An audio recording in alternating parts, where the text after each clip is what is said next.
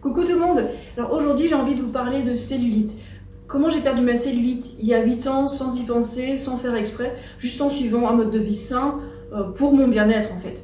Alors j'ai plusieurs astuces à partager avec vous, à commencer par le brossage à sec, juste avec une brosse qu'on trouve dans certains magasins, et de préférence avec un manche pour pouvoir bien se gratter dans le dos pour les gens qui sont pas forcément super souples.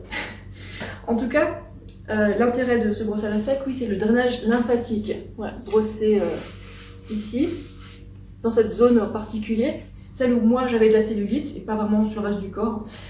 Enfin bref, je me brossais partout et ça a super bien fonctionné, et en plus je continue de le faire de temps en temps, bon pas forcément tous les jours, parce que c'est très agréable. Se brosser la peau, c'est génial avant la douche. Essayez, même si vous n'avez pas de cellulite, ça fait trop du bien en fait.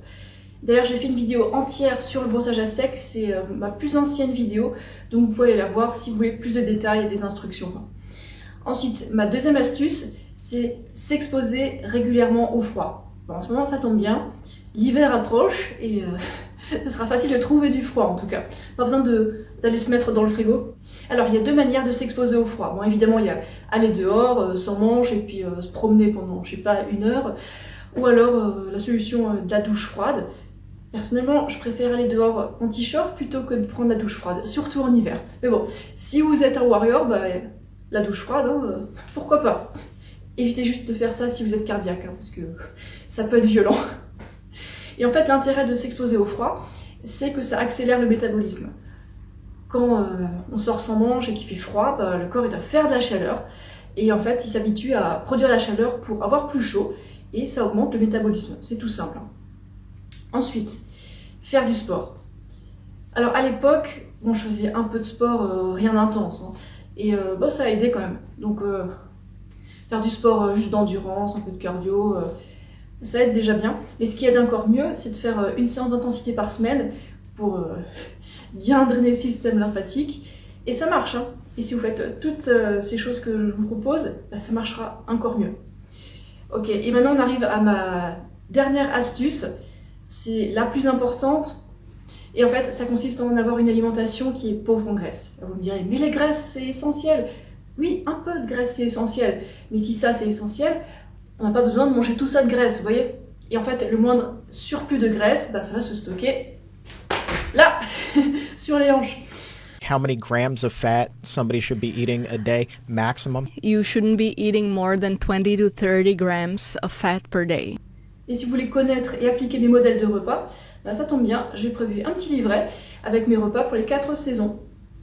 Ensuite, c'est vrai qu'on parle beaucoup de diurétiques pour drainer tout ça, mais je ne conseille pas du tout les diurétiques parce que ça fait uriner plus d'eau que ce qu'on boit, et du coup ça déshydrate, c'est pas bon.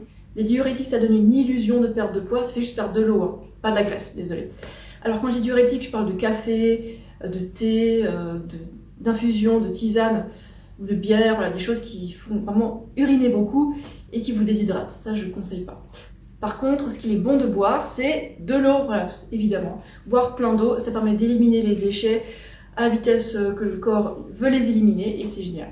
Donc 2 à 3 litres d'eau par jour, voilà, c'est ce que je bois, tout le temps. Et enfin, juste émettre un petit bémol, il y a 2 choses notamment qui limitent la perte de cellulite, la perte de graisse en général. C'est premièrement, avoir eu une ou plusieurs grossesses, et deuxièmement, la prise de la pilule, parce que la pilule fait croire qu'on est enceinte. Et moi, par exemple, j'ai pris la pilule pendant 10 ans, donc mon corps croyait que j'étais enceinte pendant 10 ans. Ça craint, c'est des perturbateurs hormonaux, ces pilules, c'est pour ça que je l'ai arrêté. Mais bon, ça c'est un autre sujet. Voilà, donc il y a des facteurs limitants, mais il y a plusieurs choses que vous pouvez faire à commencer. Voilà, par le brossage, l'alimentation, s'hydrater assez, faire du sport selon votre niveau, et s'exposer au froid. Mais le plus important, si vous voulez mon avis, c'est réduire les graisses qu'on mange. Voilà. Ok, c'est tout pour cette vidéo, et je vous dis à bientôt pour une autre vidéo. Ciao!